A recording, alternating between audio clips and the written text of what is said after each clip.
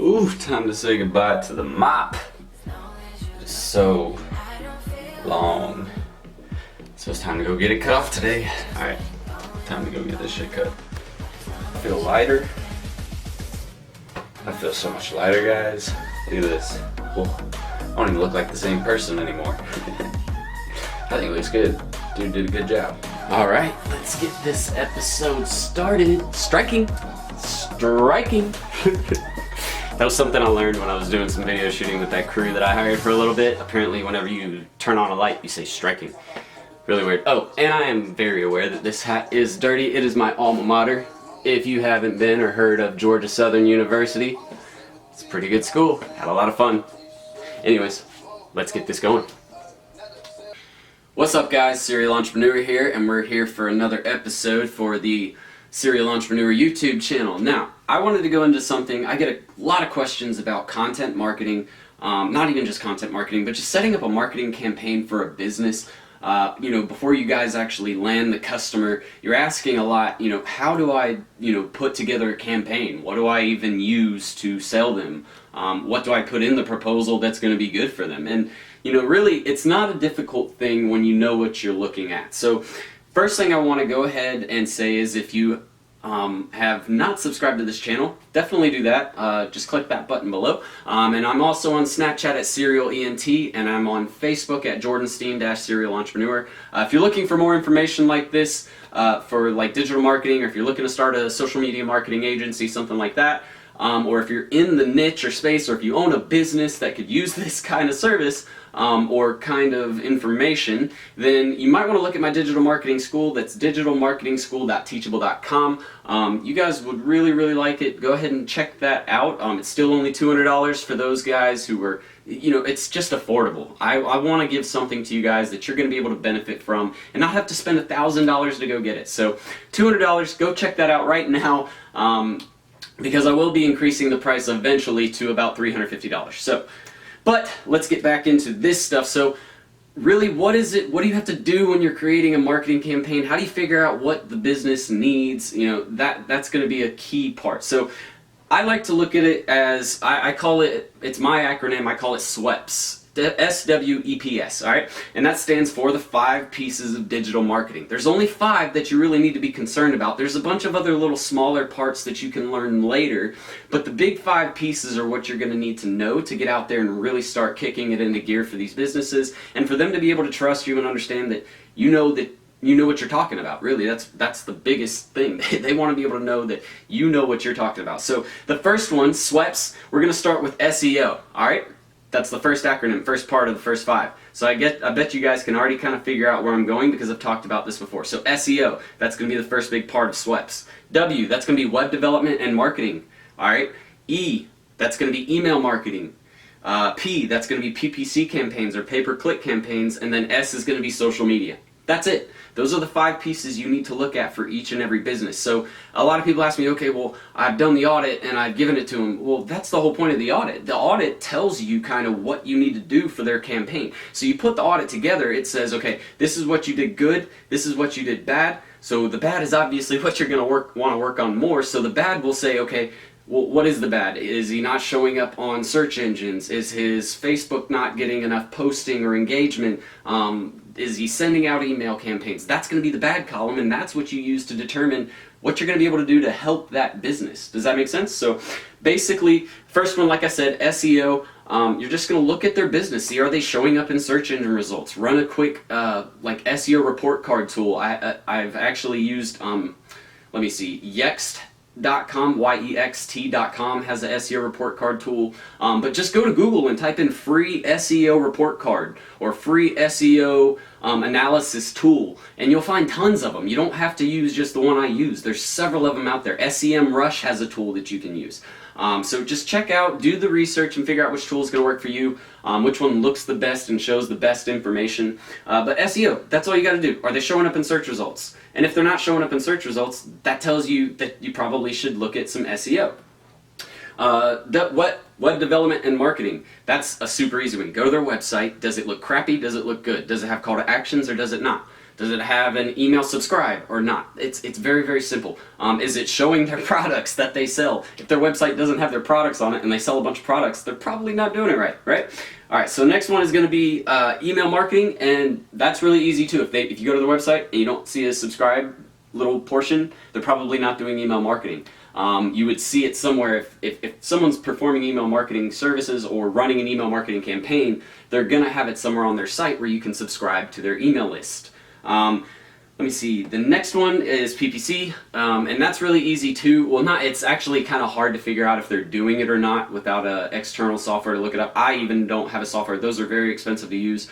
But you can actually go and just type in searches. So if you see that they're a chiropractor in Atlanta, or we'll say a specific city, so like say Jones City, it's not even a real city, but we'll just say for an example, Jones City, and they're a chiropractor. Well, you would just type in chiropractor Jones City and look through the ads. It's the top 3 and then the sum on the right column or at the very bottom of the page. So you would look, are they in those ads? And then you'd go to Yahoo and Bing, see if they're there too. And that's all you're really going to do. If they're not in those areas or they're not promoting in that space, you might want to add it to their campaign. But let me stop you there, because that doesn't always mean you want to add that to their campaign. All right, you have to consider their budget. If they're spending $1,000 a month, you can't give them all 5 of those pieces. You won't make any money, and it's actually kind of impossible for you to do that. You can't run PPC, SEO, social media marketing, email campaigns, and web development all with a $1,000 budget and then pay yourself. You wouldn't make any money. So you have to, again, that's what the packages are for, or, the package structuring is for. It's for you to,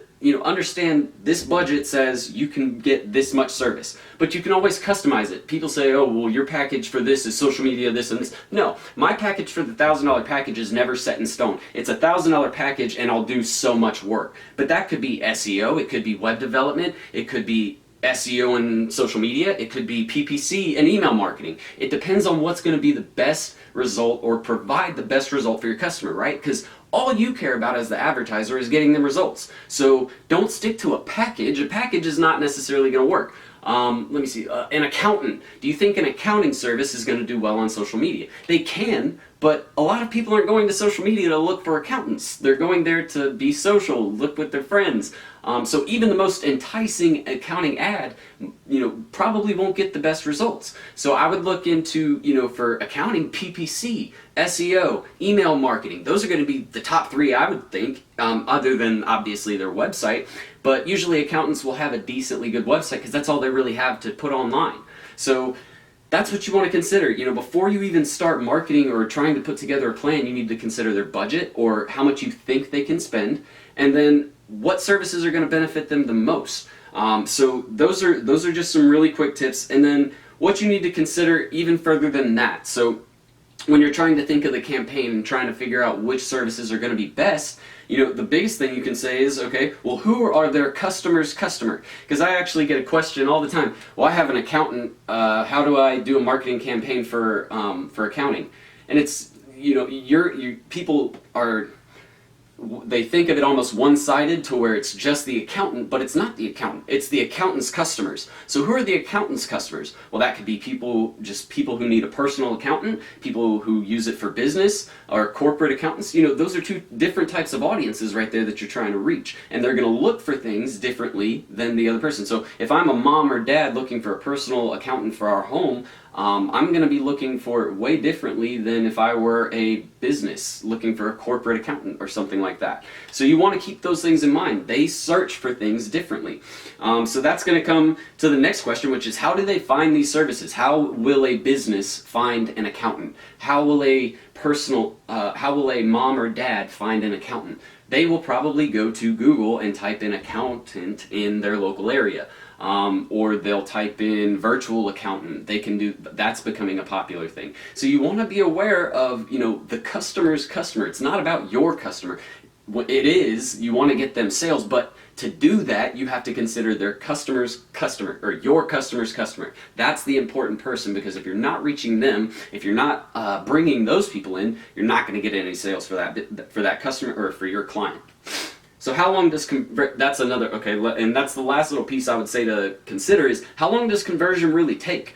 Because, and you have to set this in, you have to lay this out with your client up front when you meet with them. So how long is it going to take for a conversion can mean, well, if, for example, a perfect example is a real estate agent. All right, if you're working with a real estate agent, a good campaign to run for real estate agents is going to be email marketing, because it's people looking for homes. But is a person going to usually buy a home in 5 to 10 days? No. Are they going to do it in a month? Usually not.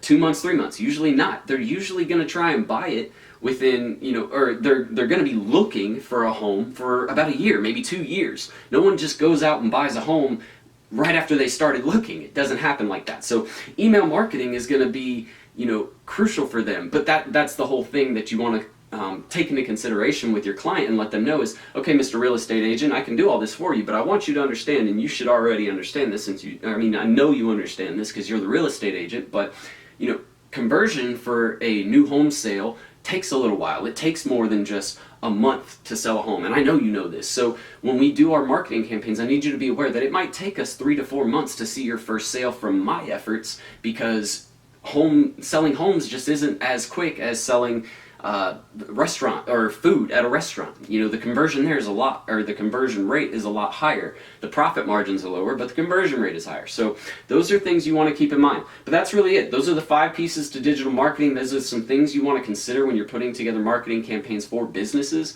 or putting together a proposal or starting to build the marketing campaign. That's really it. It's not much more complicated than that.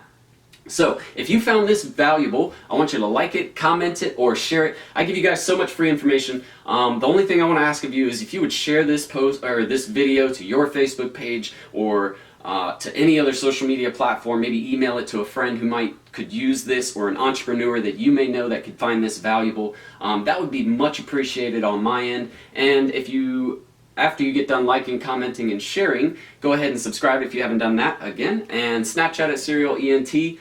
Facebook is at Jordan Steen Serial Entrepreneur. And then again, if you really, really, really want to get into more marketing like this, my digital marketing school teaches way more in-depth information. I'm about to get done here and go shoot a lot more video for that. So if you're looking for more information that is in-depth, walk-through information, templates, documents, all that kind of stuff, go to digitalmarketingschool.com or digitalmarketingschool.teachable.com, and you can sign up now for only $200. But guys, I'm going to go ahead and get out of here. So, deuces. I'm not going home.